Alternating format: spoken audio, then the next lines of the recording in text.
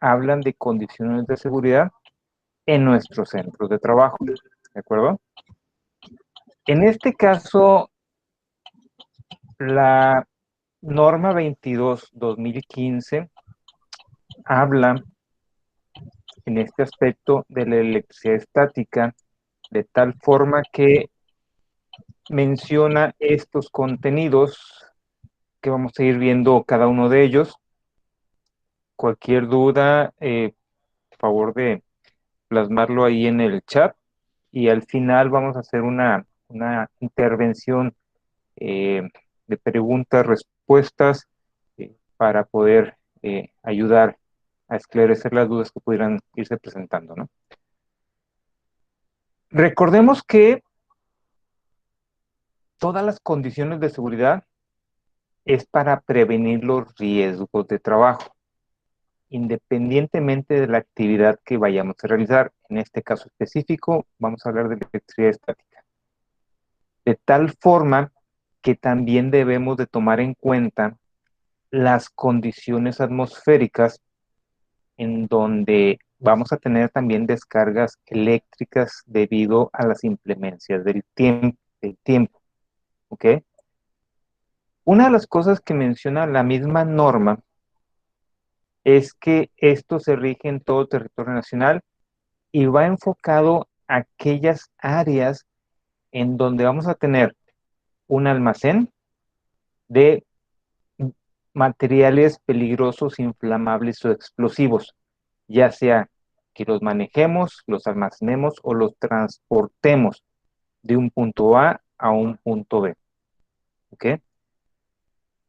Por la naturaleza del proceso de los equipos o simplemente porque tenemos ahí un almacén, que obviamente debemos de tener esas sustancias químicas peligrosas almacenadas de acuerdo a sus características, a sus propiedades, que la misma norma también menciona, eh, sobre todo la 28 y seguir con la 18, con el sistema globalmente armonizado, la cual nos indica al día de hoy que esa es todos los contenedores deben de estar debidamente etiquetados. ¿Ok? Lo que la norma me indica también es que esto no va a aplicar a vehículos automotores, ferroviarios, embarcaciones o aeronaves que transportan vía terrestre, marítima, aéreo o fluvial este tipo de productos, porque eso ya le corresponde a la Secretaría de Comunicaciones y Transportes, ¿de acuerdo? Y la SCT maneja ciertas condiciones también de señalética para estas unidades. Recordemos que la norma 22 me da como referencia algunas normas que se intercomunican entre ellos, que en este caso podemos hablar de la norma 02, que habla de las condiciones para la previsión de riesgos de incendio. Pero si nos metemos a la norma 02, tendríamos que estar viendo también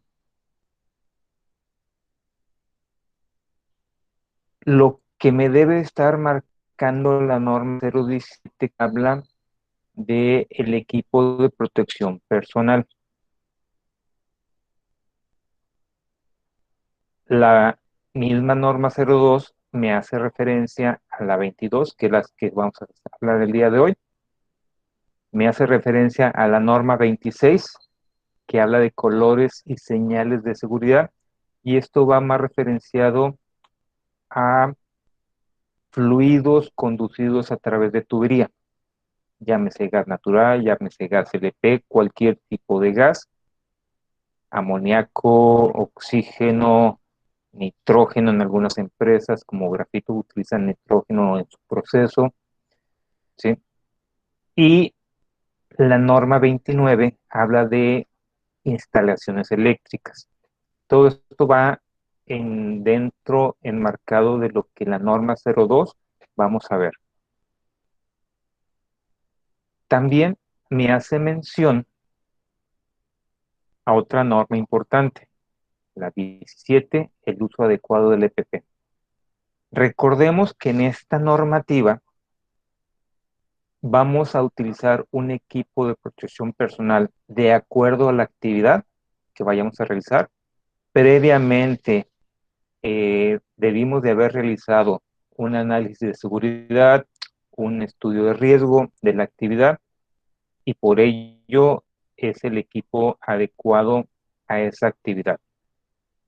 Nuevamente me hace mención a la norma 26, a los colores y señalética de seguridad de fluidos conducidos por tubería. Me hace mención de la norma 113, referencia al tipo de calzado que mi personal debe utilizar.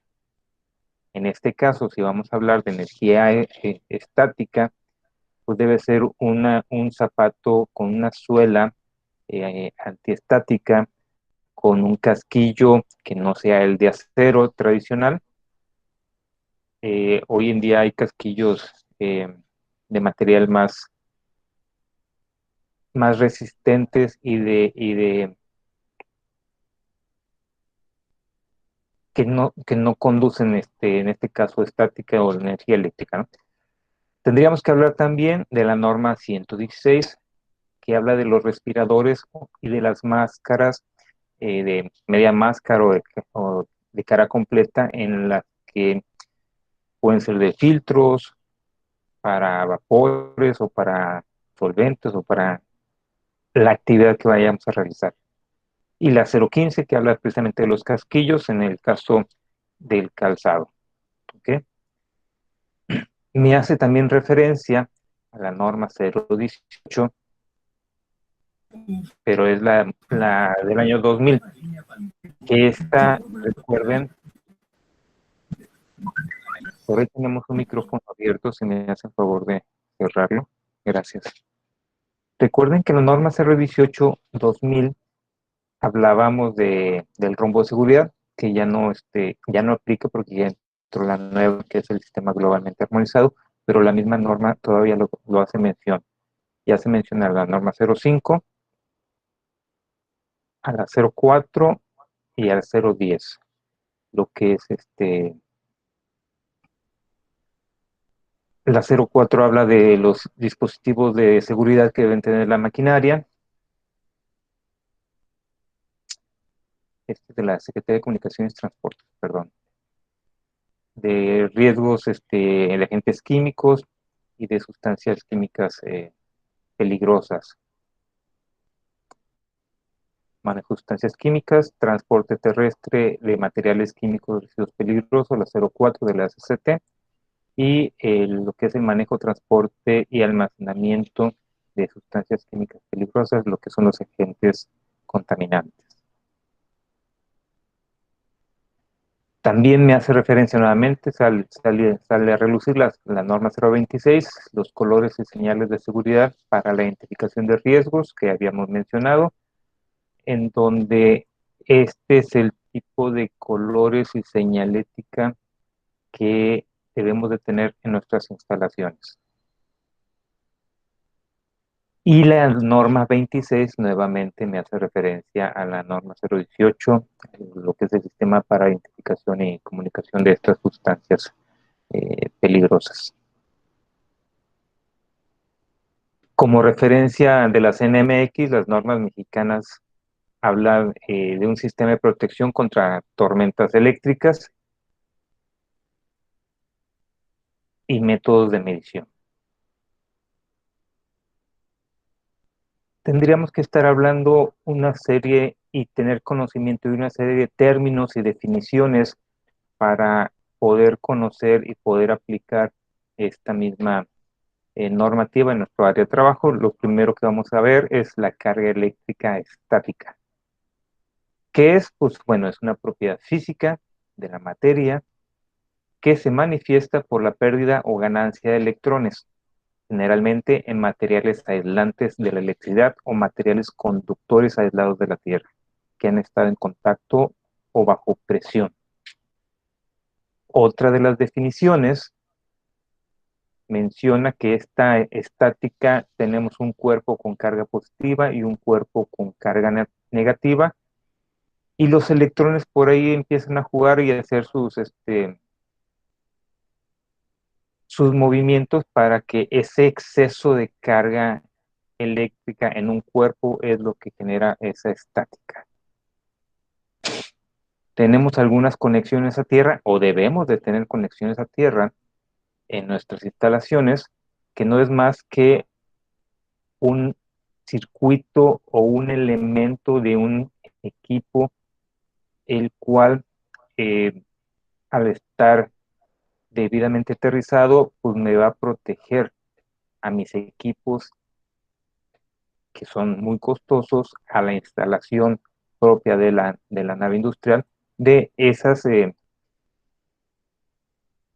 descargas eléctricas atmosféricas, que más adelante vamos a ver precisamente de los pararrayos. Y estas descargas tradicionalmente lo hemos visto en casa, sobre todo en ambientes en donde es muy seco el ambiente, y la fricción que llevamos a cabo al caminar o el tipo de ropa que estamos utilizando, eh, poliéster, nylon, hace que esa fricción nos carguemos de alguna forma, y al momento de tocar alguna equipo o alguna instalación conductora, nos va a generar una chispa en ese momento, ¿no? Esa descarga eléctrica precisamente es el flujo de corriente que se genera entre dos cuerpos, de tal forma que cuando se rompe ese elemento dieléctrico del aire entre ambos cuerpos, es lo que se genera precisamente esa descarga. Tenemos polos positivos, polos negativos, y el aire es un elemento conductor común, tradicional, que encontramos en cualquier espacio. Y esa descarga eléctrica atmosférica de la que hemos estado hablando es la que nos va a ocasionar una serie de problemáticas si no tenemos un buen sistema de protección en nuestras instalaciones, y sobre todo que la delta o el elemento que nos va a ayudar a hacer la protección de nuestras instalaciones, hay que darle un mantenimiento preventivo o correctivo en el caso, ¿no? La misma norma nos va a mencionar que debemos de hacer una revisión periódica de todos mis sistemas de protección, llevar bitácoras y llevar una serie de procedimientos que casi nadie lo estamos haciendo, sobre todo en esas instalaciones que tienen más de 40, 50, 60 años, que en aquel entonces no existía esta normativa, pero el sentido común nos indicaba que deberíamos de llevarlo a cabo, ¿no? Es estática, recuerdan cuando hacíamos la práctica en laboratorio, en la secundaria o en la prepa, en donde frotábamos un globo en el pelo de algún compañero o de alguna compañera y se erizaba. Pues esa es la estática, la carga eléctrica entre dos cuerpos, en donde mientras no hagas un contacto con un material ah, para para aterrizarlo, pues no sucedía gran cosa, ¿no? Tenemos algunos electrodos de puesta a tierra, elementos metálicos, que son los que van a establecer una conexión eléctrica precisamente a la tierra, ¿no? Todos estos definiciones y toda esta información viene referenciado directamente de la norma, o viene sacado de la misma norma. Tenemos pararrayos o terminales aéreas, que son elementos metálicos cuya función es ofrecer un punto de incidencia para recibir esa descarga atmosférica. No sé en qué parte de qué ciudad nos están ahorita visitando, pero normalmente acá en Monterrey, en donde está su servidor, sobre todo en épocas de tormenta, que estamos esperando que llegue la próxima porque los calores son impresionantes aquí, 45 grados a la sombra. El ambiente es muy seco, estamos generando mucha estática y en una lluvia tradicional con tormentas eléctricas, pues precisamente estos rayos son los que van a estar buscando la estructura más grande y si tenemos un sistema de pararrayos debidamente eh, instalado con una buena protección y un buen mantenimiento, pues no deberíamos de tener ningún problema. ¿Qué es lo que sucede normalmente cuando estos sistemas no son los adecuados o no le damos el mantenimiento? Que pues a la caída de un rayo, pues todos nuestros equipamientos, paneles de control y equipos, pues sufren esa descarga y tenemos problemas ahí muy, muy graves y muy serios en los mismos, ¿no? Es por ello que la recomendación es la instalación de una red de puesta a tierras independiente, el delta, esto sería un delta independiente de la red de puesta a tierras, del pararrayos, independiente de nuestra instalación eléctrica e independiente de dónde vamos a conectar todos nuestros equipos de proceso de producción, ¿sí? Que este es el conjunto precisamente de conductores y conexiones, electrodos, eh, que van a hacer drenar esa descarga eléctrica a estos sistemas, ¿no? O nos van a estar protegiendo. Y es aquí donde para hacer una buena instalación de este delta, tendríamos que primero hacer un estudio de tierras físicas de mi área donde voy a instalar yo mi planta, que lo tiene que hacer una persona acreditada, con equipo certificado, con conocimiento del entorno del área, para poder determinar y hacer una memoria de cálculo adecuada para sugerir e indicar qué tipo de materiales, qué tipo de equipos, de qué manera vamos a hacer esa protección. Tenemos sistemas de protección contra descargas, que es el conjunto de elementos utilizados para proteger un área contra este efecto de descargas eléctricas de la que hemos estado hablando. Tenemos sistemas de pararrayos como un elemento de protección, que es el que todo el mundo conocemos, que va a disipar precisamente a puesta a tierra esa descarga. Y también tenemos sistemas de descargas eléctricas atmosféricas, ¿no? Que también es un conjunto de elementos en los cuales vamos a suprimir o nos va a ayudar a llevar a cabo esa descarga a buen término o a tierra, ¿no? Uniones eléctricas o conexiones de equipo potencial, que es la conexión permanente de las partes metálicas para formar una trayectoria eléctricamente conductora que asegure la continuidad y la capacidad de continuar o de conducir de forma que se encuentre al mismo potencial eléctrico.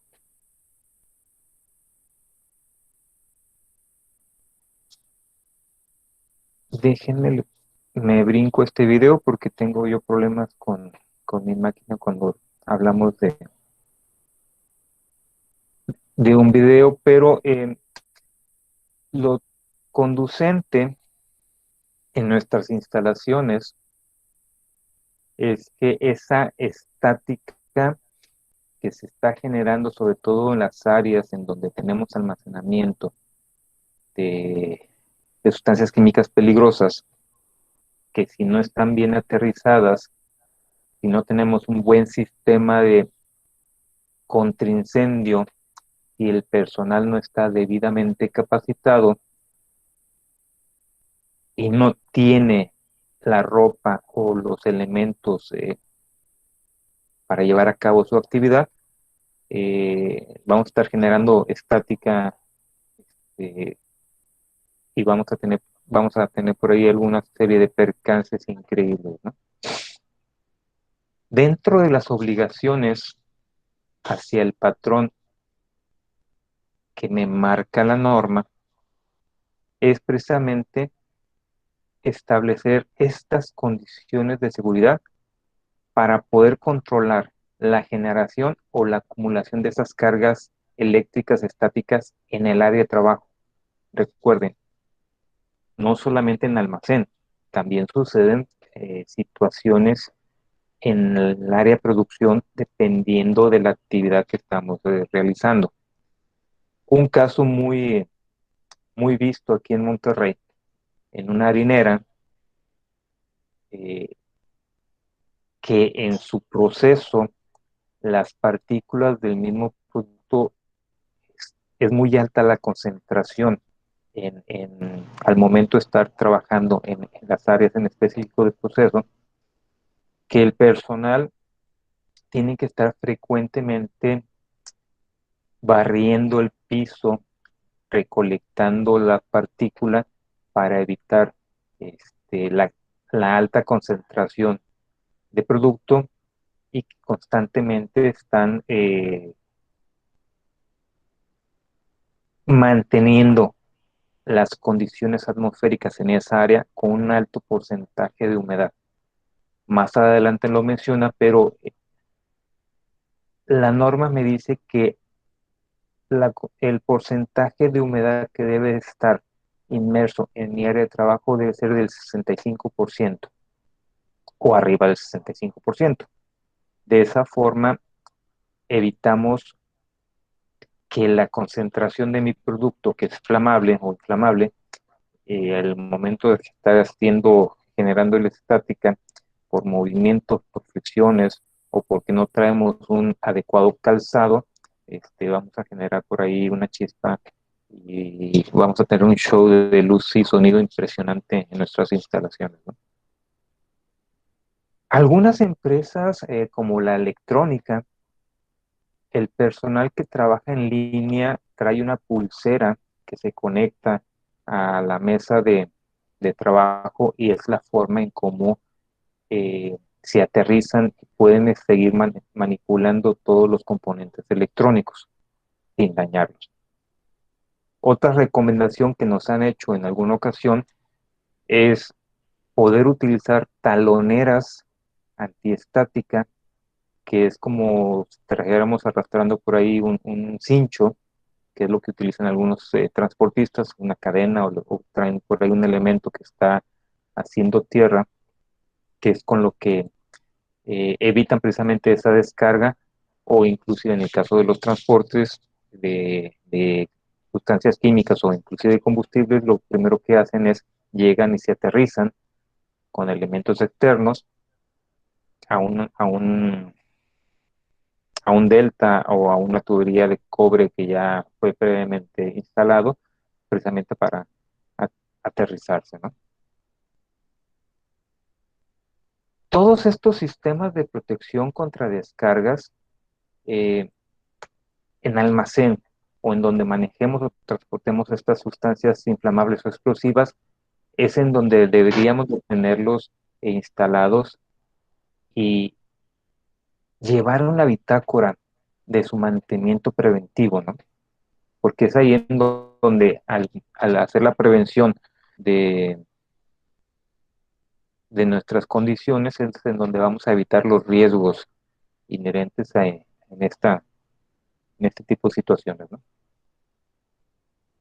Otra de las obligaciones es precisamente llevar y medir la resistencia de esta delta o de esa tierra que se haya instalado y hacerlo de manera periódica y llevar una bitácora. Por eso la importancia de la bitácora, para llevar registro y en la medida en que nos dé una medición por debajo de lo que me marca la norma, es el momento adecuado para hacer el cambio o hacer las correcciones pertinentes.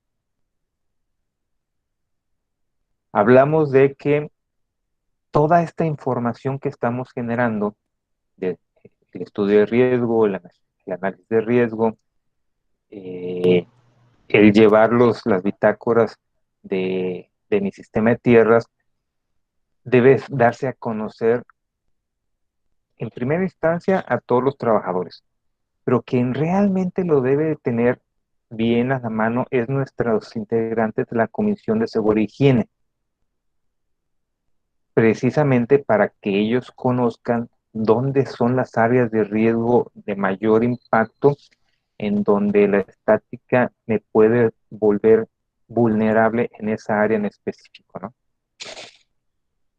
Y no solamente trabajadores y la comisión, sino también brigadistas, contratistas, proveedores y, ¿por qué no? También a los visitantes y sobre todo aquellas personas en las cuales van a estar realizando una actividad dentro de mis instalaciones. Recordemos que la instalación en donde yo estoy trabajando es mi casa. Las reglas de seguridad las ponemos nosotros y el contratista o el proveedor o el visitante debe de cumplir precisamente con esas reglas o esas medidas de seguridad, utilizando el adecuado equipo de protección personal si es que van a entrar a esa área de alto riesgo o a esas zonas ATEX que le llamamos, ¿no? Zonas de explosividad o de alto riesgo.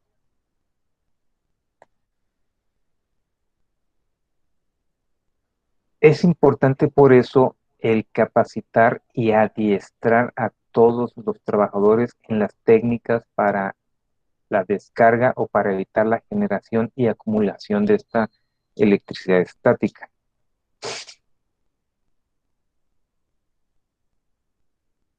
Registrar esos valores de resistencia en la red de puesta a tierras y comprobar la continuidad y, cosa importante, la humedad relativa en esas áreas de alto riesgo. ¿Bien? Es por ello que toda esta información debemos de tenerla en la mano y actualizada para cuando tengamos la visita de una autoridad, que puede ser la Secretaría de Trabajo y Previsión Social, nos van a exigir eh, presentar esta información y tenerla actualizada a la mano. Debemos, como trabajadores, observar todas las medidas de seguridad que la misma norma me lo está indicando, y no solamente eso, también estar capacitados y adiestrados en el uso adecuado del equipo de protección personal. Como trabajadores debemos de notificarle de todas las hallazgos que encontremos de anomalías en todo nuestro sistema de puesta a tierras, en las áreas correspondientes, mantenimiento, seguridad o al patrón, para precisamente eh, enfocar los recursos necesarios para su buena, para darle el mantenimiento preventivo o correctivo adecuado, ¿no? De acuerdo a nuestro programa de mantenimiento. Tendríamos que hablar de las condiciones de seguridad, de la naturaleza del trabajo, de las características físico-químicas de estas sustancias que estamos manejando, almacenando o transportando. Por eso la importancia de conocer eh, qué tipo de productos estamos teniendo o estamos manejando, conocer las fichas técnicas de los mismos, almacenarlos adecuadamente en nuestros sistemas, de tal forma que podamos tener y contar con toda la información correspondiente para su prevención, para su riesgo, ¿no? Las características del ambiente en el entorno de ese almacén o de esa área de producción.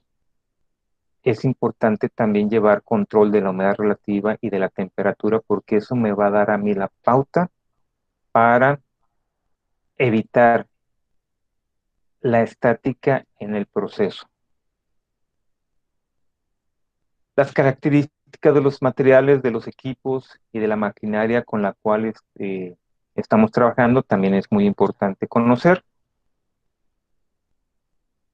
Y la instalación adecuada de esas tierras en estos equipos, con las barras, con los elementos adecuados, es una de las condicionantes de la misma norma. Hay que asegurarnos que esa conexión, dependiendo del número de equipos, por ello se hace un estudio previo para que no se sature y no se rompa el elemento, ¿no? Hay que hacer mediciones periódicas de esa resistencia, comprobación. La norma me marca que lo debo de hacer cada 12 meses, ¿sí? Pero todo va a depender de las condiciones o el tipo de terreno en el cual está mi nave instalada, ¿no? No es lo mismo un área desértica como en el norte o un área como sucede en Guadalajara, que los terrenos son de alto grado de corrosión. Por eso la importancia de hacer eh, una, un estudio previo, ¿no? En base a eso, hacer la instalación adecuada y correspondiente. Los valores que me marca la norma es que deben ser menor o igual a 10 ohms para una resistencia a tierras, la instalación del pararrayos y que sea una descarga eléctrica atmosférica. Tener un valor menor o igual a 25 para la resistencia a tierras son los rangos adecuados, y debe existir una continuidad eléctrica en estos puntos de conexión a tierras que puede generar o que se puede almacenar la estática, ¿no? Debemos de colocar pisos antiestáticos o conductivos, sobre todo en esas áreas de producción, en donde por el tipo de proceso, como cuando estamos generando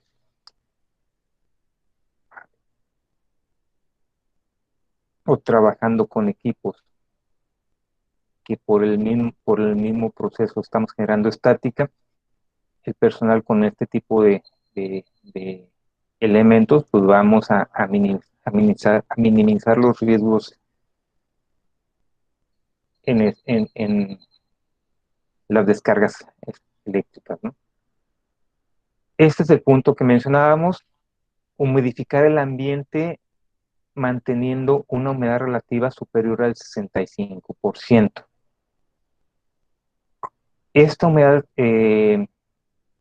por arriba de esto estamos hasta cierto punto protegidos, por debajo es donde podemos presentar un riesgo eh, de peligro por la acumulación de esa estática precisamente, ¿no? Ionizar el aire en la proximidad de equipos, contenedores u objetos cargados. Hay que aumentar la conductividad de los materiales susceptibles para generar y acumular cargas eléctricas estáticas, sobre todo cuando tenemos o estamos trabajando con negro de humo, aditivos de carbón, grafito y otros productos que son conductores de electricidad altamente generadores, ¿no?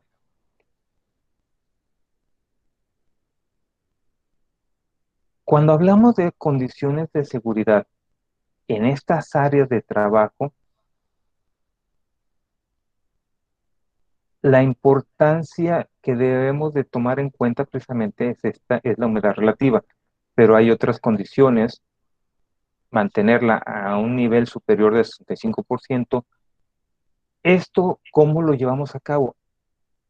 En el mercado existe una serie de equipos que en automático están monitoreando la humedad relativa y a través de alguna señal en el mismo medidor a un panel de control en el cuarto en donde estamos controlando el proceso, pues me puede estar dando la información y pues, esto lo he visto mucho en los invernaderos, en donde la humedad para que la planta crezca, tienen ellos un sistema de riego que en automático se prende y está humidificando el ambiente, ¿no? Por eso la importancia de mantener esta humedad relativa arriba del 65%, no solamente la humedad, también recuerden que es la temperatura y, y, y entre ambos parámetros controlamos en nuestro proceso esas condiciones, ¿no?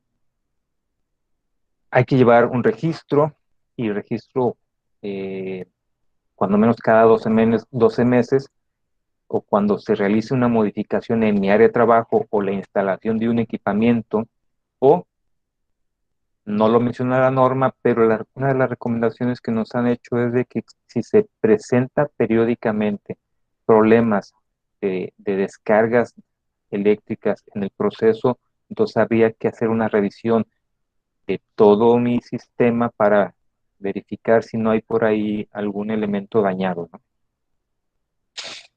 Monitorear nuevamente la humedad relativa en las áreas o en los procesos de manera continua cuando constituya una medida de seguridad contra un peligro de incendio o de explosión. Todo va a depender de la concentración de las sustancias o de los materiales que tenemos en este proceso, ¿no?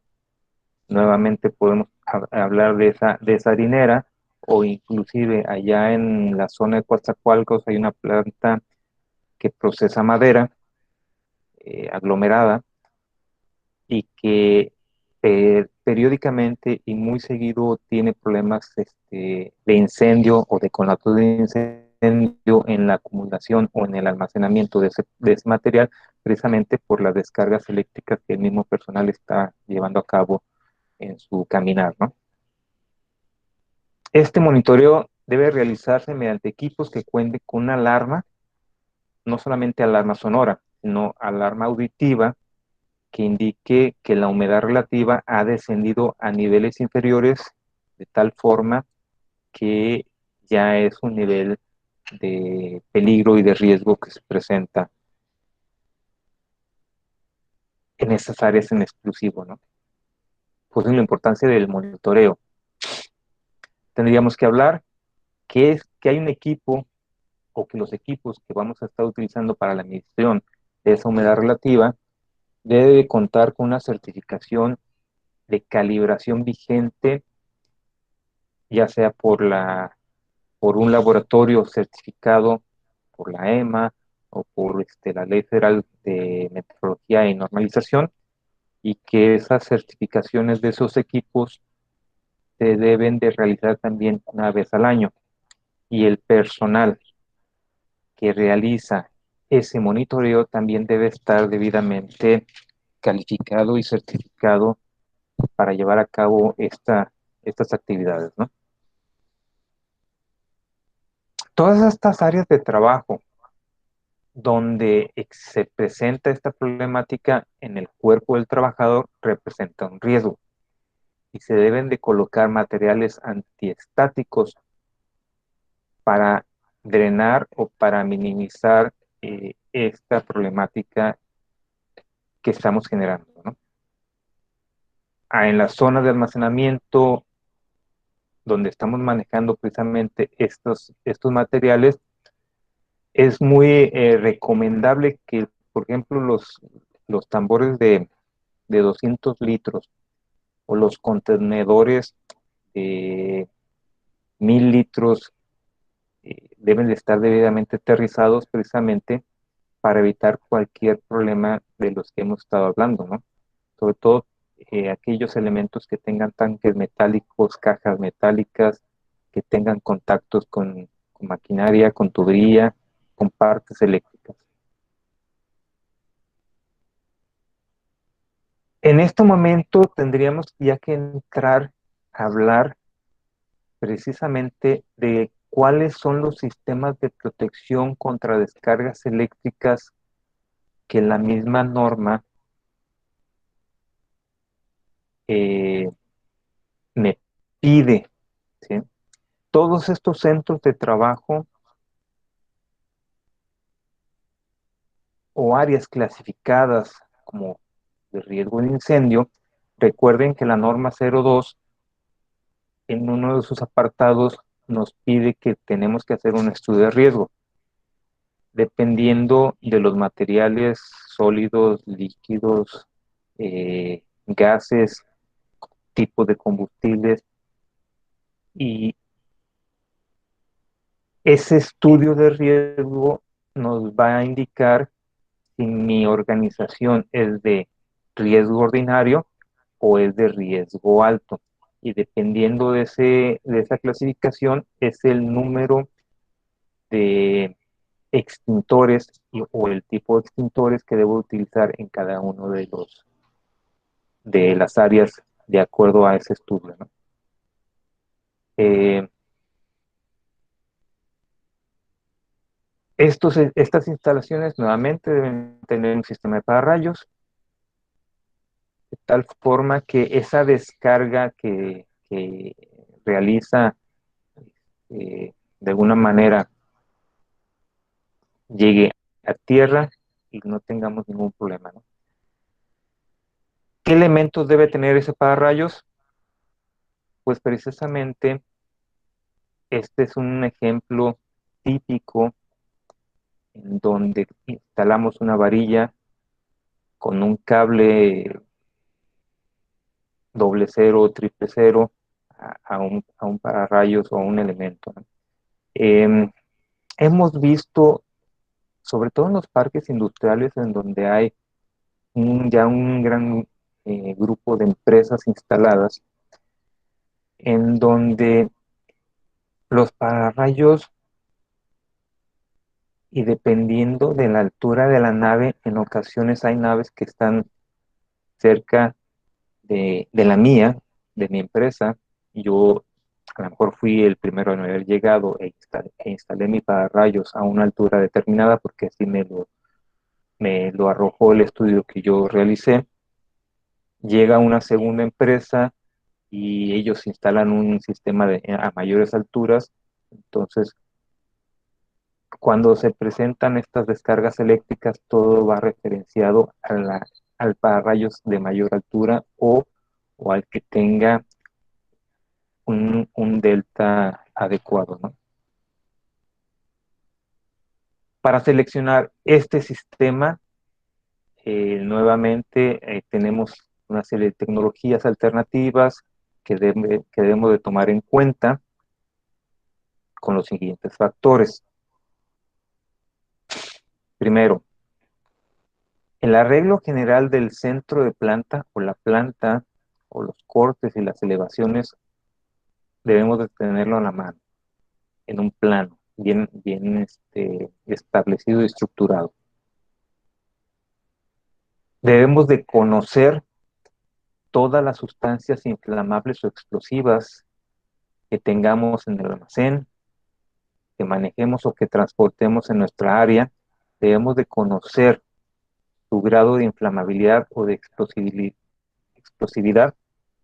Y no solamente eso, también debemos de llevar una contabilización de cuánto volumen tenemos en cada una de las áreas y la tendencia a generar o acumular esas cargas eléctricas estáticas de acuerdo a las características físico-químicas de cada uno de estos sustancias, de los contenedores, de las tuberías y de la naturaleza de los procesos a los cuales están sujetas y las condiciones a las cuales está presente el ambiente.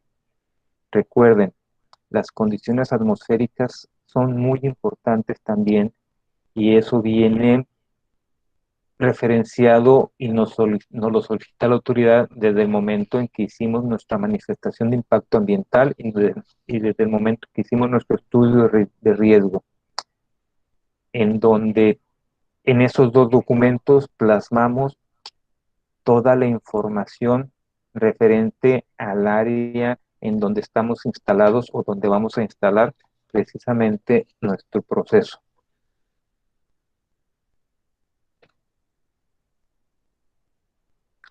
Ese histórico de lo que ha sucedido en ese punto en específico o en esa ubicación, ese histórico es el que nos va a indicar qué tan frecuentemente son las condiciones que debo tomar en cuenta este,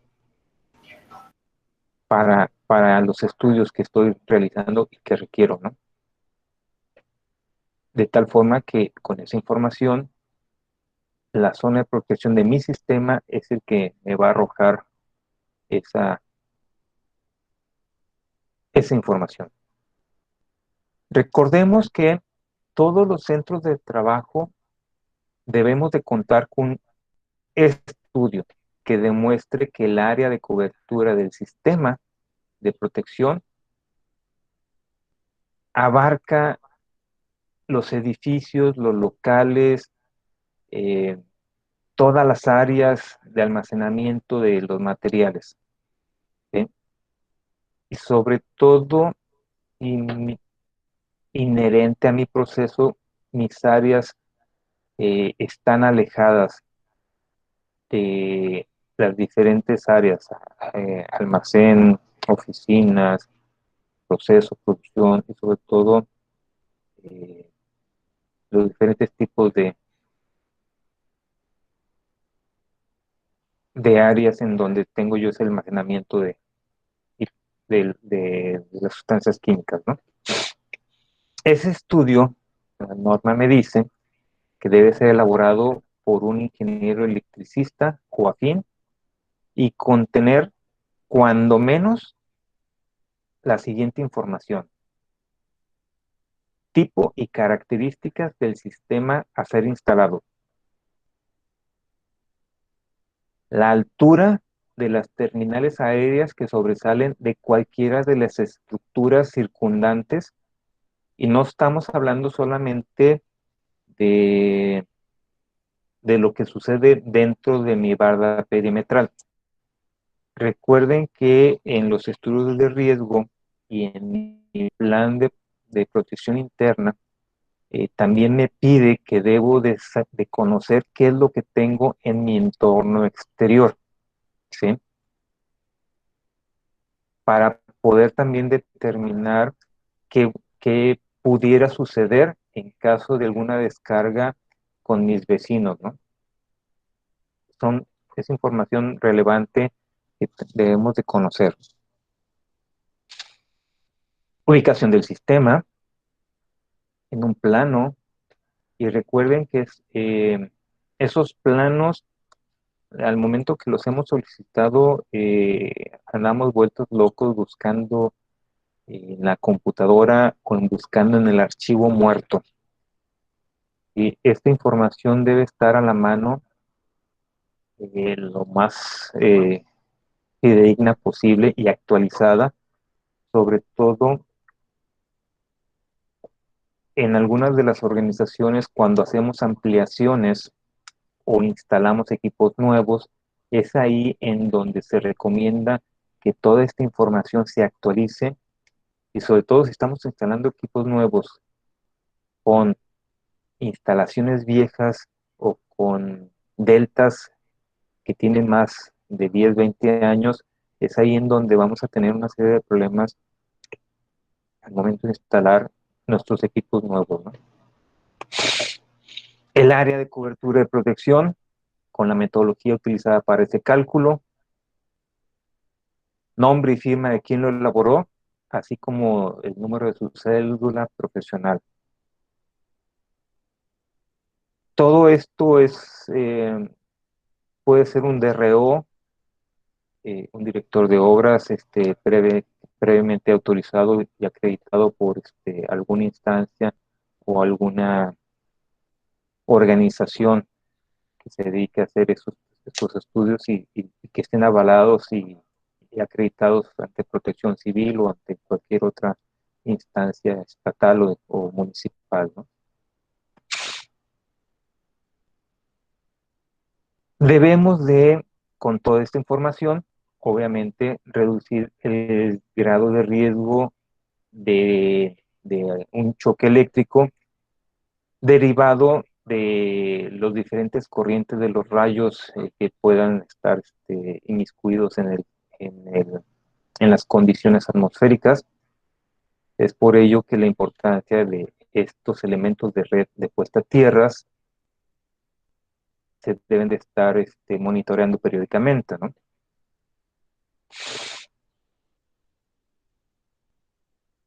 La norma menciona que debemos de instalar este arreglo y proveer una superficie de alta resistividad en la zona de tránsito de nuestro personal. ¿Con qué? Pues con un elemento como puede ser una grava triturada de 0.10 metros de espesor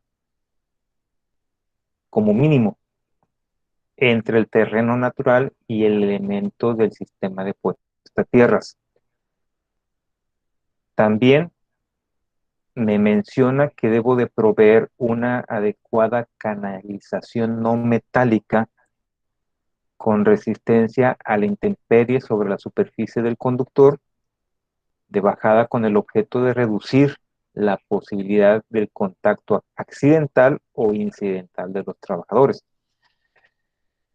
Hemos visto en algunas empresas que la información no se cuenta y que al momento de que empezamos a hacer movimiento de tierras para una ampliación o para instalar un equipo nuevo, eh, metemos el trascabo con la mano de chango y es ahí en donde vamos a tener problemas impresionantes e increíbles, ¿no?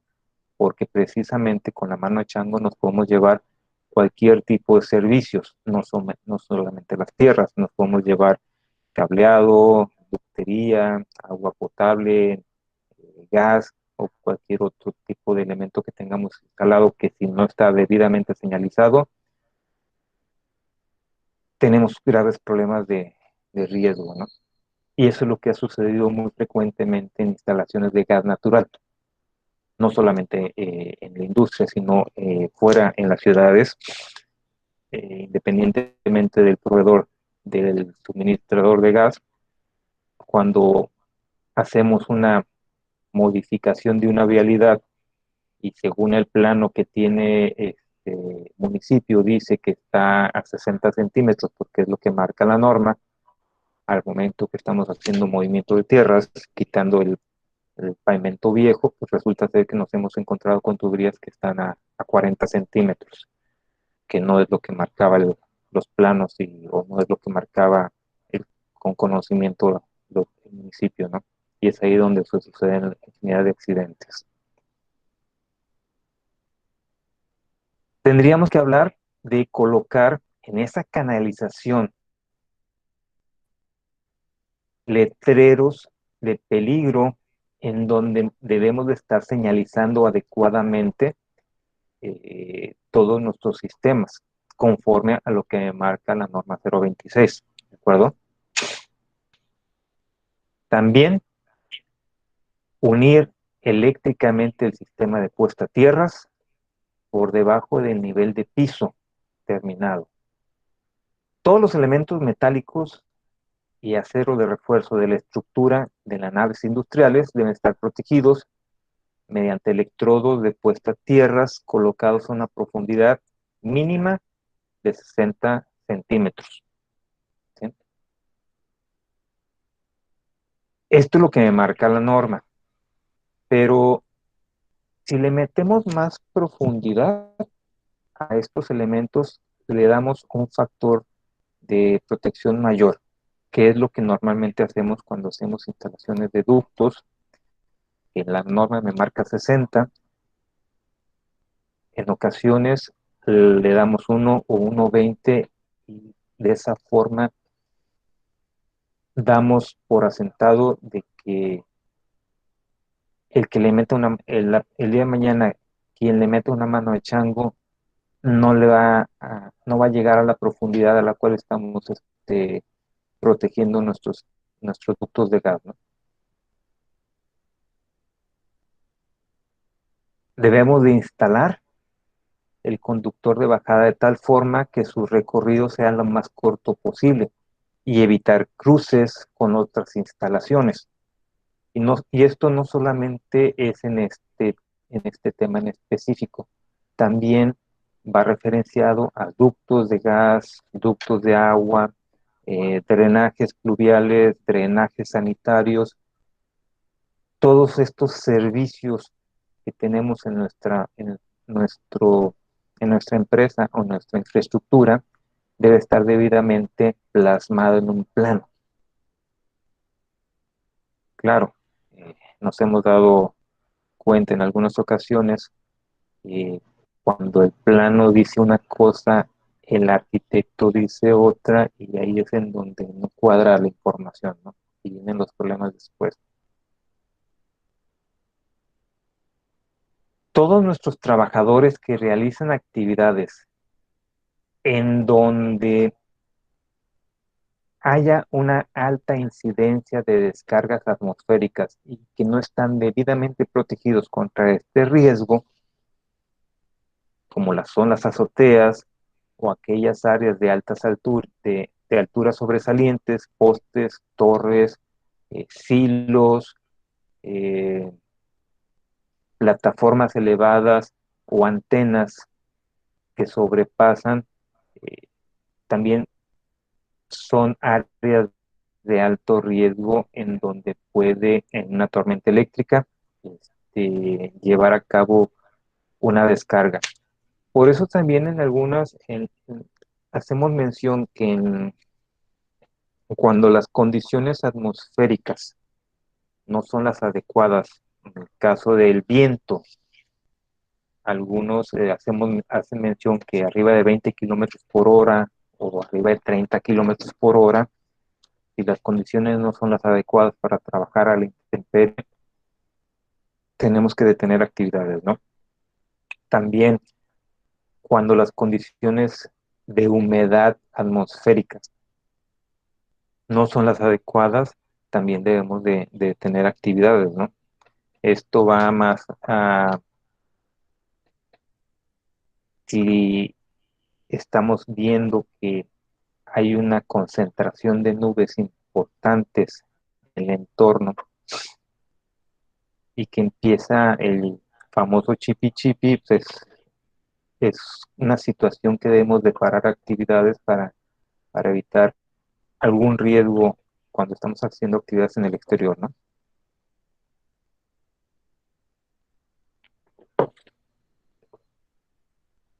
Esta red de puesta a tierras de los diferentes sistemas de pararrayos deben de estar interconectados con otras redes de puesta a tierras, tales como los motores, subestaciones o sistemas eléctricos en general.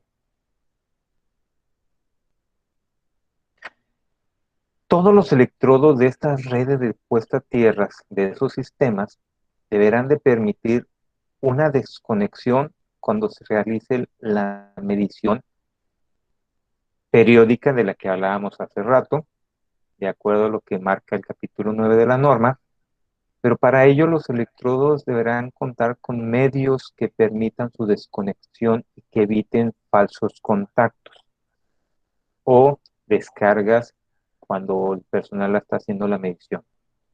¿Ok? Queda estrictamente prohibido utilizar pararrayos que estén fabricados o que funcionen a base de materiales radioactivos. No hemos sabido, no hemos sabido de algún caso en específico de pararrayos fabricados con este tipo de materiales, pero lo que sí hemos visto, y eso lo vimos en Monterrey, de que ya ven que de repente se pierden fuentes radiactivas, ¿no? Sobre todo en la zona centro y son, zona centro de la República, en Bajío y en la zona sur del país se pierden periódicamente fuentes radiactivas y en el mejor de los casos sería encontrarlas, ¿no? Pero en Monterrey se vio un caso de que no se encontró o alguien fue y la llevó a, a una zona en donde estuvieron fabricando varillas para la construcción. Esas varillas las utilizaron para construir una zona habitacional muy importante y ahí les encargo qué fue lo que pasó con el tiempo, ¿no? La gente que empezó a vivir o las parejas que empezaron a llegar a esa zona habitacional empezaron a enfermar, los niños empezaron a nacer con una serie de deformidades y cuando la autoridad se dio cuenta y empezó a hacer una investigación, pues se dieron cuenta precisamente que los materiales con los cuales fueron construidas esas viviendas fueron con materiales radiactivos. Ya hoy en día esa colonia pues es una zona inhabitable. Otro ejemplo muy reciente es lo que sucedió en Chernobyl, que es otro tema diferente, pero también es un tema de radiación. Vamos a entrar a lo que es la medición de la resistencia a las tierras en la red de puesta tierras.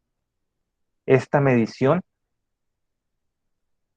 se aplica con ciertos métodos de caída de tensión, se debe de efectuar en las condiciones más desfavorables en cuanto al grado de humedad del terreno en el que se ha instalado precisamente esa red de puesta a tierra, ¿no?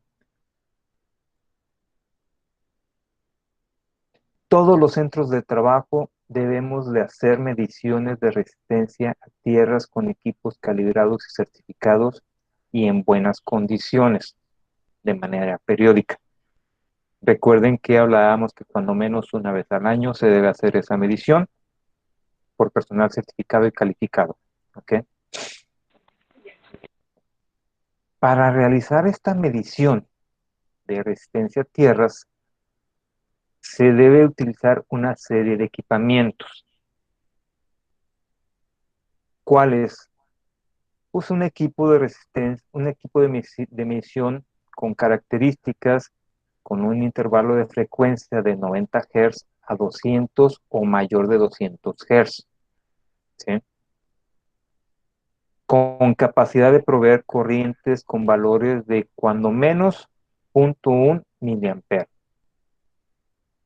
así como una serie de accesorios eh, que si nos vamos al mercado lo vamos a encontrar y vienen ya dentro de un kit, un maletín, que es con lo que vamos a utilizar para llevar a cabo nuestro monitoreo, ¿no? Un ómetro o un medidor de resistencia a tierras con una resolución de cuando menos un ohm. Un multímetro con resolución de cuando menos un volt. Un flexómetro o un instrumento para medición de longitudes.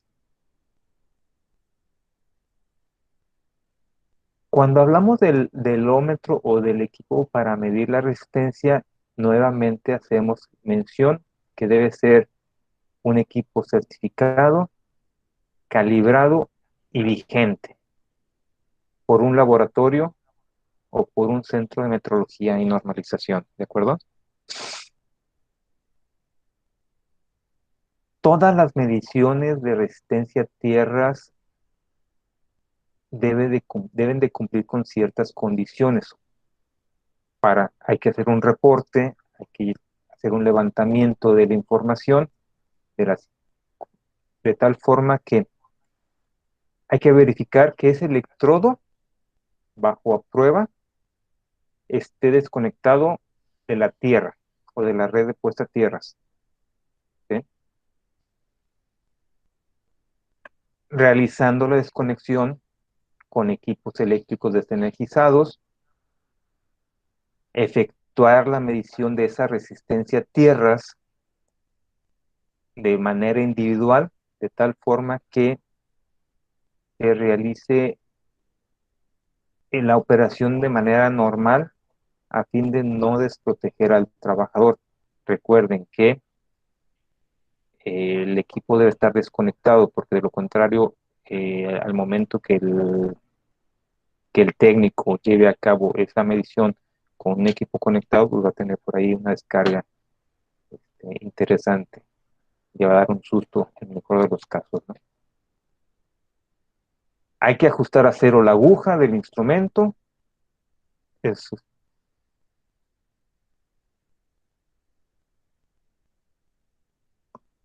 Hay que ajustar la aguja del instrumento de medición analógico.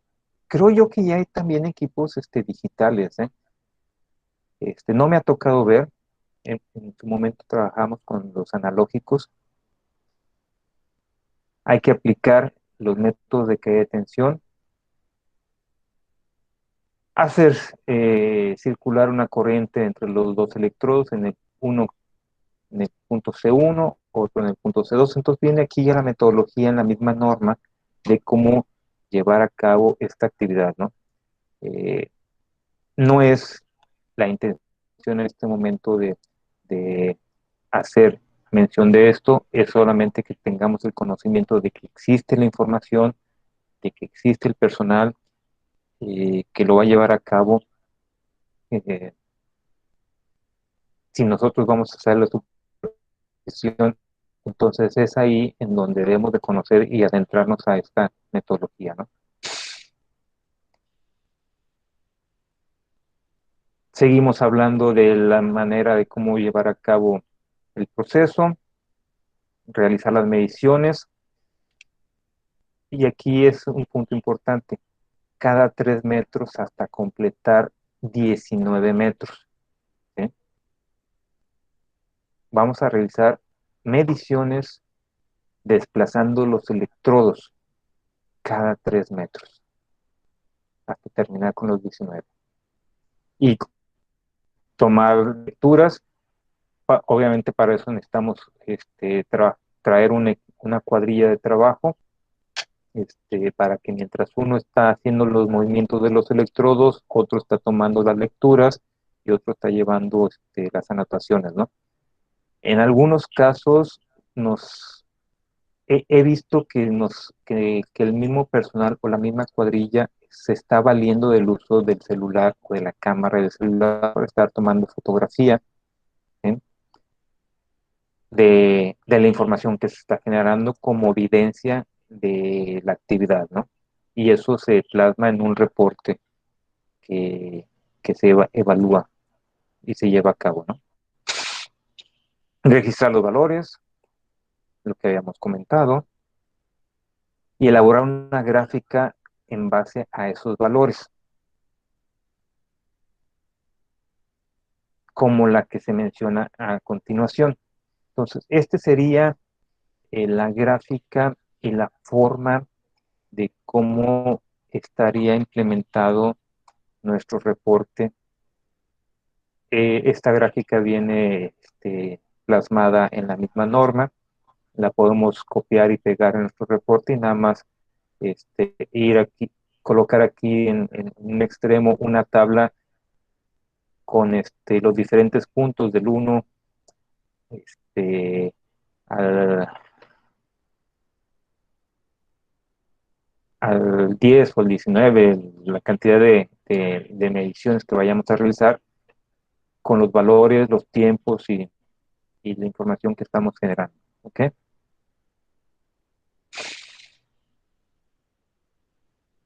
Obteniendo el valor de la resistencia de la red de puesta a tierras, es parte de la curva que vamos a elaborar en el reporte. En caso de que esa curva no nos dé un valor fidedigno, pues tendríamos que volver a realizar la medición para obtener valores fidedignos, ¿no? Recuerden que las condiciones del terreno tienen que ser de cierta manera para que nos arroje un valor adecuado. Verificar los valores de la resistencia de tierras, de la red, que tenga, recuerden, valores menores de 10 ohms y que el sistema de pararrayos tenga un valor menor o igual a 25. ¿Sí? Si estamos fuera de estos rangos, estamos dando resultados falsos, ¿no? El resultado de estas mediciones tendrá que registrarse. Y una cosa importante es el uso adecuado del equipo de protección personal de acuerdo a la actividad que estamos realizando, ¿no? Recuerden que estamos haciendo la medición en el exterior de nuestras instalaciones. Las condiciones atmosféricas que prevalezcan son importantes. Entonces es ahí en donde, si las condiciones de clima son desfavorables para hacer la actividad, por poner el ejemplo, nuevamente Monterrey a 45 grados a la sombra, o allá mis amigos de Mérida que están cerca de los 40,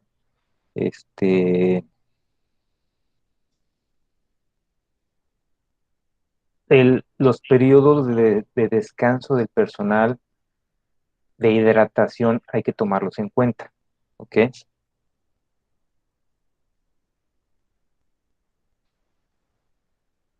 Relación del equipo de protección personal con elementos aislantes, con elementos de protección si es que vamos a trabajar en alturas, o con elementos de bloqueo y candadeo si es que vamos a intervenir algún equipo o alguna instalación o algún tablero. ¿Ok? Nuevamente, el multímetro, que es uno de los elementos con los cuales vamos a estar trabajando, que debe ser certificado y calibrado, no los que conseguimos ahí en el Home Depot, que nos sirven nada más para como referencia, o los marca Patito que conseguimos ahí en el complex, ¿no? Debemos de hablar de que todo nuestro personal debe estar debidamente capacitado y adiestrado Sí. en la actividad que estamos realizando. ¿Sí? Bueno, Mándeme. De sí, tal perdón, es forma, que te quería interrumpir. dime, En la lámina anterior, hace dos láminas, pusiste, veía ahí de la resistencia, la anterior, la resistencia de los, ahí viene en casco, en cuanto a los cascos también, el casco como equipo de protección que personal. también lleva como equipo de protección personal. mm, no, en el caso de los cascos no, la norma no menciona. Tendríamos que checar la norma correspondiente a los cascos para usar el adecuado, ¿no? En este caso yo creo que sería un casco tipo E, es para uso eléctrico, ¿no? Ajá, sí, más específico, sí. Sí, es que como no veo que tengan, bueno, rangos o algo ahí, pero bueno, la norma tampoco lo marca, dices, ¿verdad? No, la norma no te lo marca. la 22 no. La 22 nada más te menciona que debes de usar el equipo de protección personal adecuado a la actividad. ¿Sí? Pero entonces ahí tendríamos que irnos a checar la información. Ok, sí, gracias. Nombre de qué.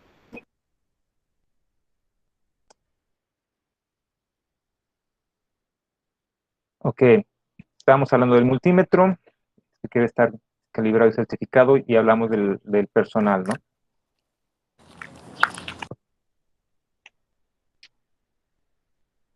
Que el personal debe estar con la formación, con las acreditaciones y todo lo referente a que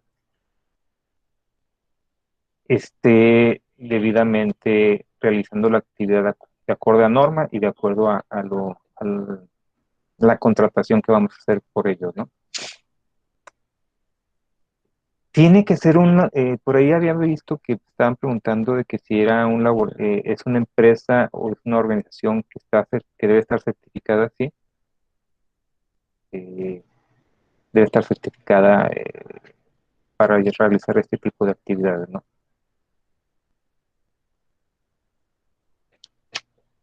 Y pues bueno, hasta aquí es la información que queríamos compartir con ustedes.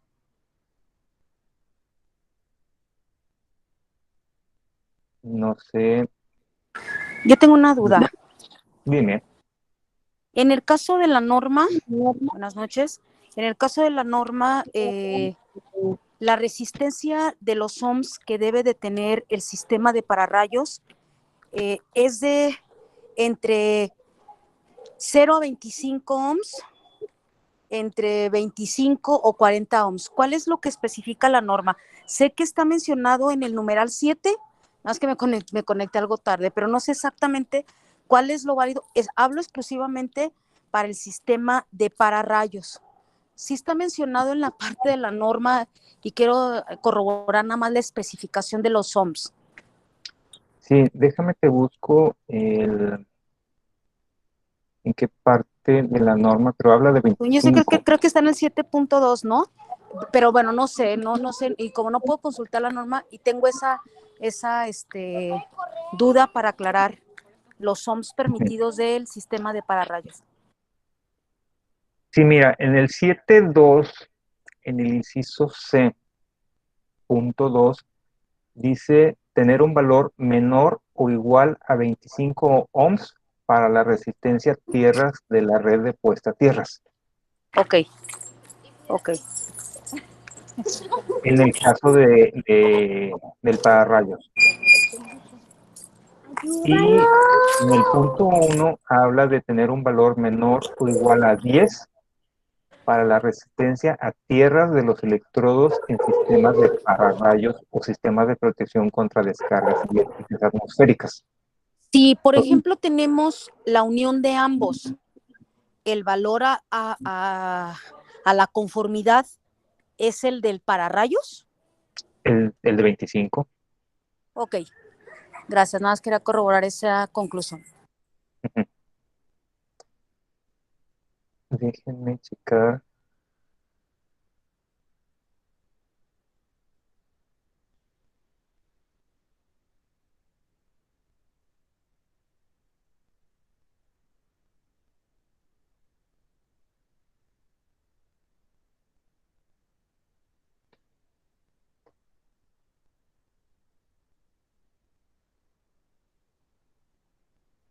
Ok.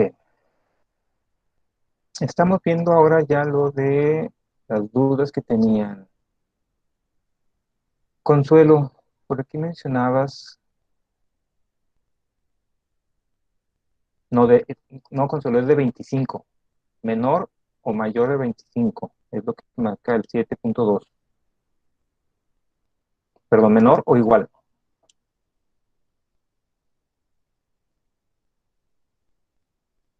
No, la STPS no aprueba al personal, ni los equipos.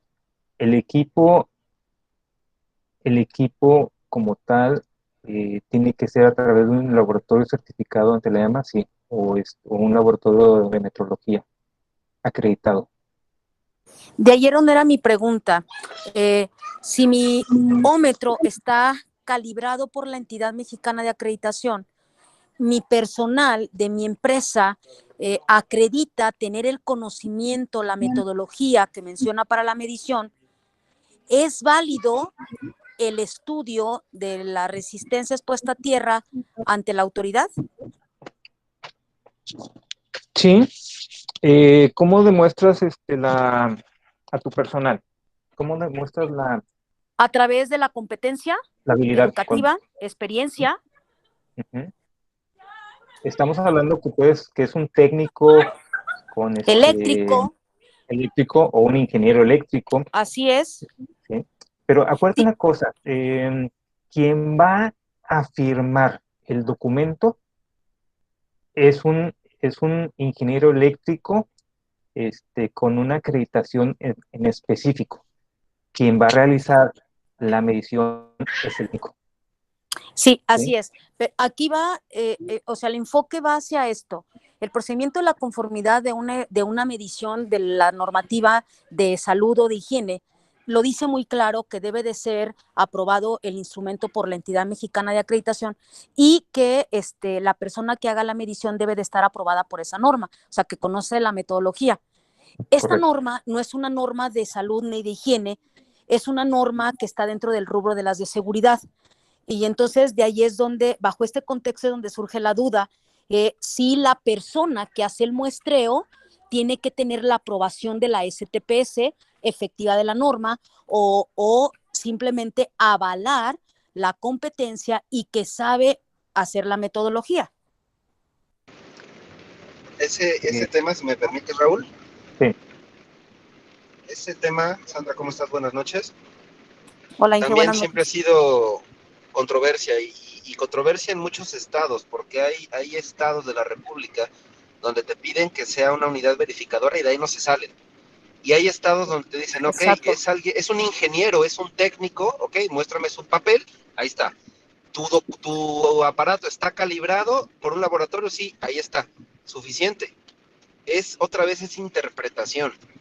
Así es. Porque finalmente la norma es así, pero desgraciadamente depende del criterio del inspector. Para mí, como tú bien lo dices, como es una norma que no raya entre la higiene y la seguridad, bueno, no raya en higiene, sino es más de seguridad, para mí en lo particular, sería válido una competencia, ingeniería o técnica en la materia y un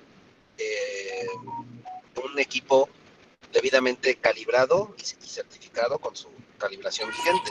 Sí, Pero desgraciadamente sí, nos topamos con interpretaciones, ¿no? Que bajo ese concepto, ingeniero, es donde mi aprendizaje y mi sustento de la conformidad de la norma es, bueno, tú, inspector, no puedes interpretar la norma, yo no puedo interpretarla, yo debo de conformar el deber. Entonces, aquí mi sustento es que sí, mi equipo debe de estar certificado, mi personal debe tener la competencia de conocer el método de evaluación, pero no que tenga una aprobación porque la norma 22 no la aprueba.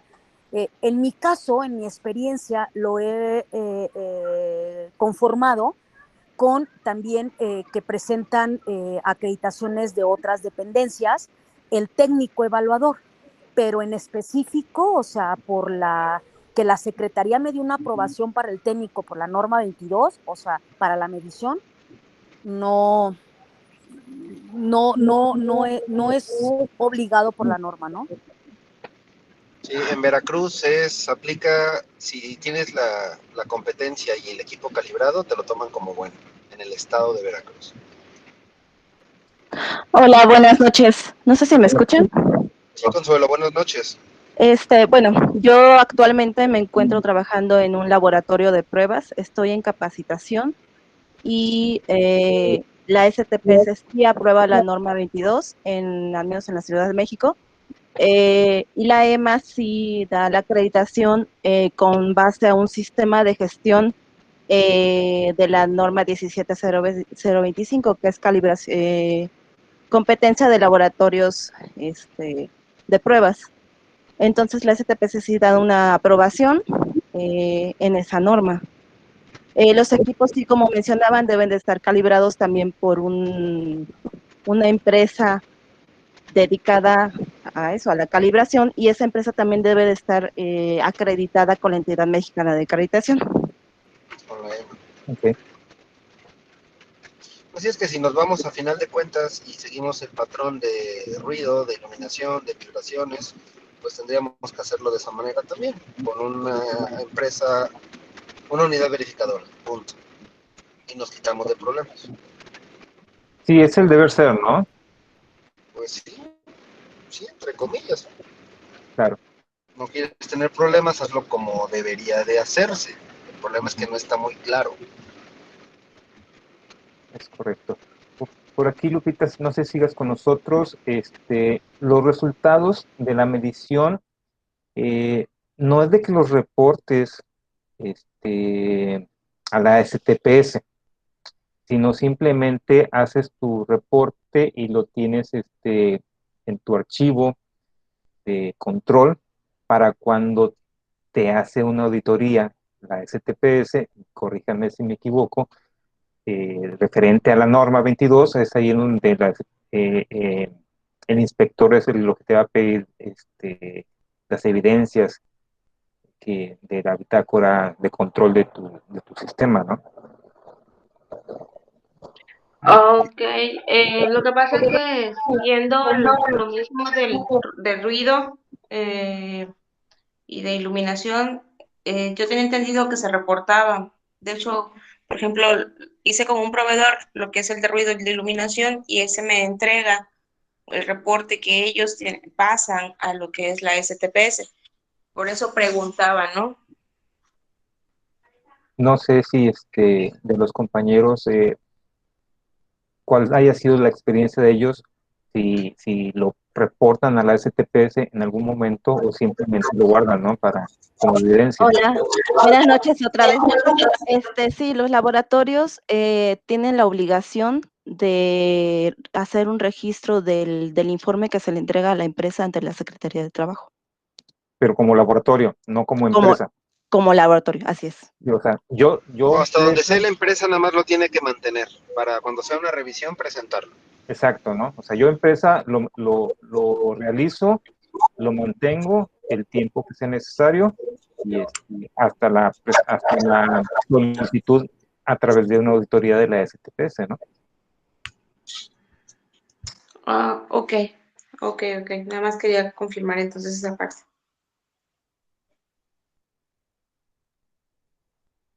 Por aquí Ricardo mencionaba de los instrumentos para medir humedad. Sí, hay higrómetros o termohigrómetros.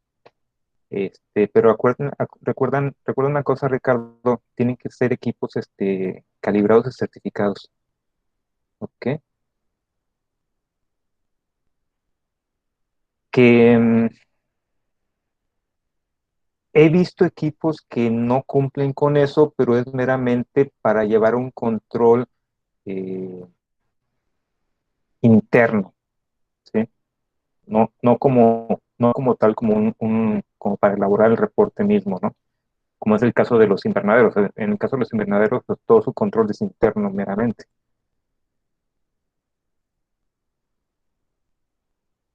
¿Algo más, muchachos,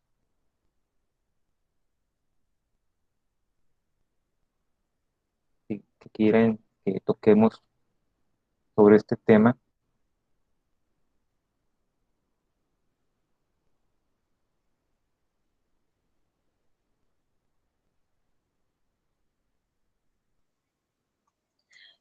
Sí, Inge, una pregunta, y quizás aplique, quizás sea una pregunta tonta, pero nada más quería tener la certeza. Fíjese que yo tengo centros de trabajo con lo que son naves y hubo un caso de que una instalación solo tenía una puesta a tierra y me dijeron que tenía que aumentarla a 4. ¿En qué, por ejemplo, ustedes pueden determinarme o cómo me apoyarían para decir, bueno, sí, o sea, que se aumentan, no se aumentan? ¿Cómo sería la medición que se tomó en su momento a esa puesta a tierra, pues estaba dentro del parámetro, ¿no? Pero no sé. Habría que revisar la información con la que cuentas, y checar en qué condiciones está tu actual instalación, si no has incrementado equipos, eh, qué sé yo, ¿no?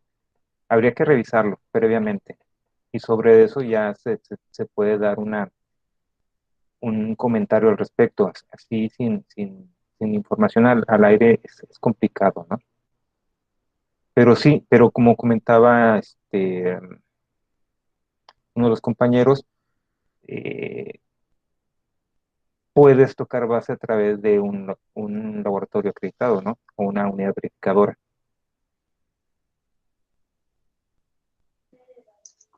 Ok, ok, ok, Inge.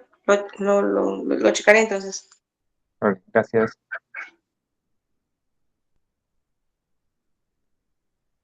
Bueno, jóvenes, si no hay más dudas, preguntas, pues quedamos a sus órdenes para los próximos eventos.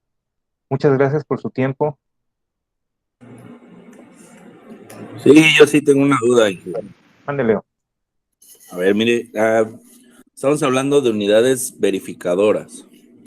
Muchas veces en la industria petrolera tienen técnicos de campo, en los cuales son los encargados de hacer pruebas no destructivas, específicamente darle cumplimiento o la verificación más que cumplimiento es verificar el cumplimiento de un checklist que ellos llevan.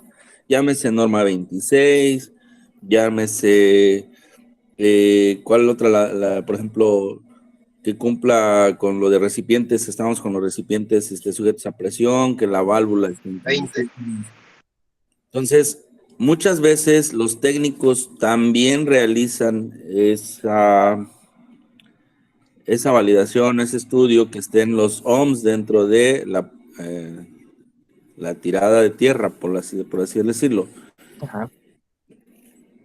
¿Hay alguna validación técnica o vamos, mi pregunta es la siguiente: ¿estos verificadores de campo en pruebas no destructivas también aplica para validar puestas a tierra?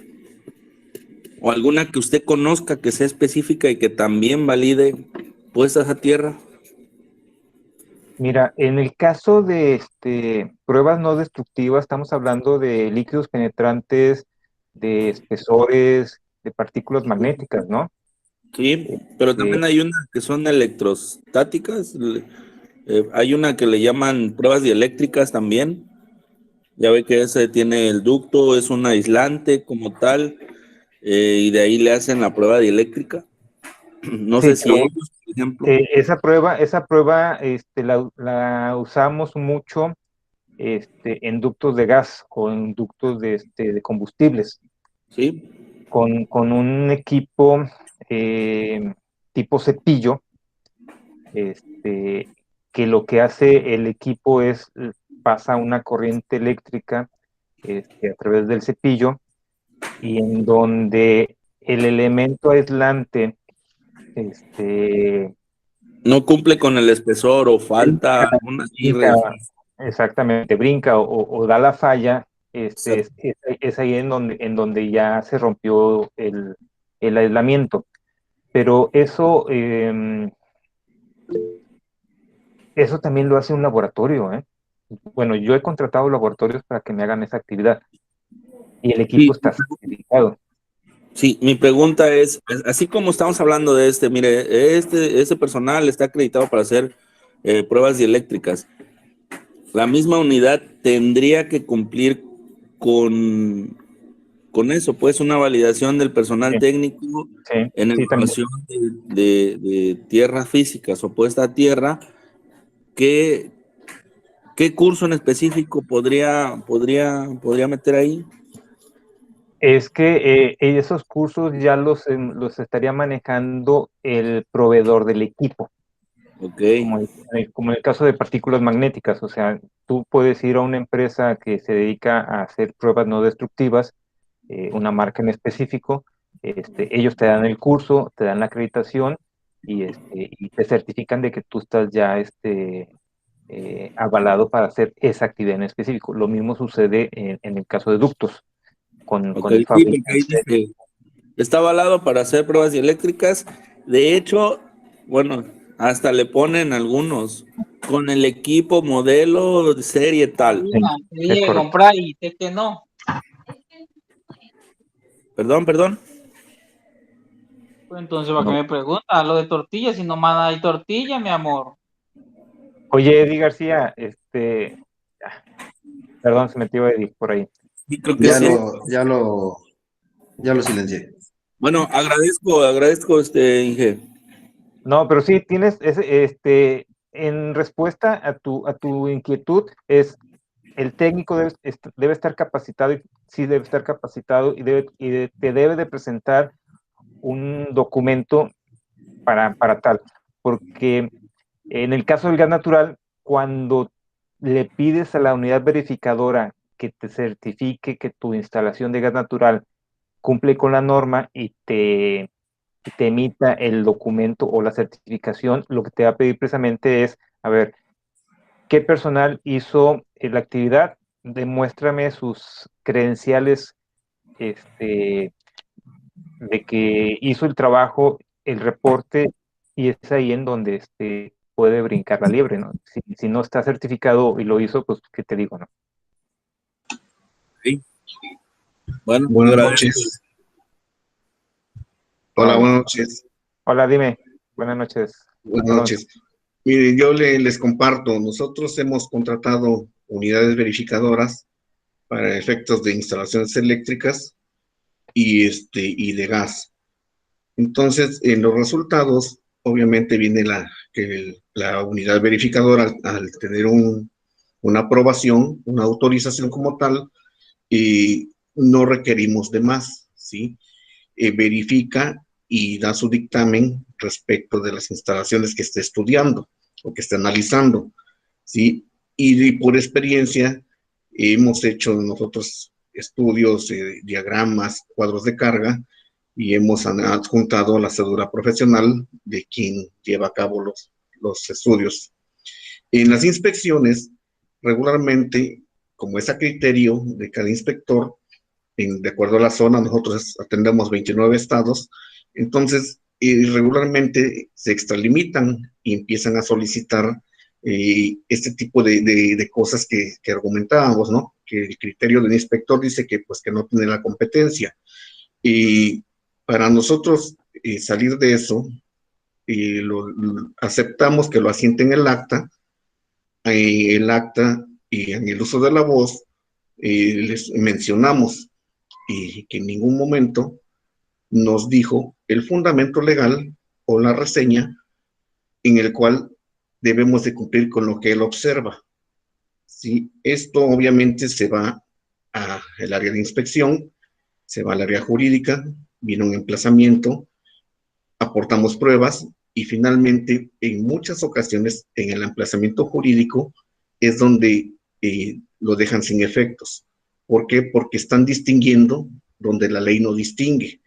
Entonces es una apreciación de ellos, mas no viene tácitamente escrita en la ley o en las normas. ¿Ok? Okay. Sí, en esas actas que mencionas, eh, ese es el momento precisamente para hacer nuestras observaciones, ¿no, Alonso? No he visto o es muy común de que cuando te preguntan algo que quieras indicar, pues todo el mundo se queda callado, ¿no? Como cuando estás en clases que preguntas a los muchachos alguna duda, todo el mundo se queda con sus dudas, ¿no? Exactamente lo mismo, o sea, nadie utiliza esos espacios para objetar o para hacer alguna observación como la que estás indicando, que es muy válido, Alonso, te agradezco. Sí, al final no hay que pelearse con el monstruo de mil cabezas. O sea, si a ti te dicen, oye, es que tienes que hacer esto de esta manera, Siempre con humildad hay que decirle a esta persona, sí, con todo gusto hago el cambio, con todo gusto hago la modificación, nada más que yo no tomo la decisión es de mi jefe. Entonces, necesito que me des el fundamento legal para yo decirle a mi jefe, aquí dice que hay que poner esto así, entonces lo modificamos. Y normalmente ya con ese argumento te los friegas. Y si aún así están de terconeros y te los ponen por escrito, lo llevas a otras instancias y no va a proceder porque realmente no hay fundamento. Si algo no está fundamentado, no va a proceder, pero no hay que pelearnos con ellos, ese es el punto. O sea, es el monstruo de 1000 cabezas y en ese momento él tiene la razón y es omnipotente, humildad, sí como no, pero no lo va a poder sustentar. Es correcto.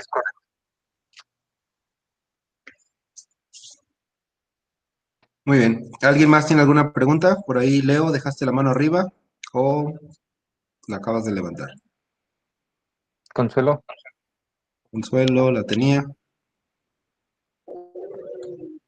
No, parece que ya. No, yo ninguna duda, gracias. Ok, perfecto. Pues algo más que agregar, Raúl. No. Muy bien, amigo. Pues te agradezco mucho. No, al contrario, te agradezco mucho por el apoyo. O sea, realmente se me complicó la vida el día de hoy, pero por trabajo, gracias a Dios. Y bueno, pues la invitación para la próxima semana nos toca la 25. ¿De acuerdo? Misma hora, mismo canal. Si Dios quiere, aquí nos estamos viendo. Amigo, saludos. Gracias. Hola. Gracias, Inge. Gracias, Raúl. Buenas noches. Gracias, Guadalupe. Estamos Gracias, pendientes. buenas noches. Hasta luego. Buenas Gracias, Buenas buenas noches. noches. A Gracias, ustedes. Gracias.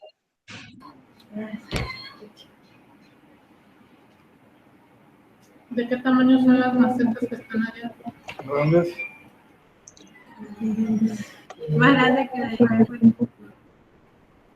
No lo son. No, que haya plantas allá.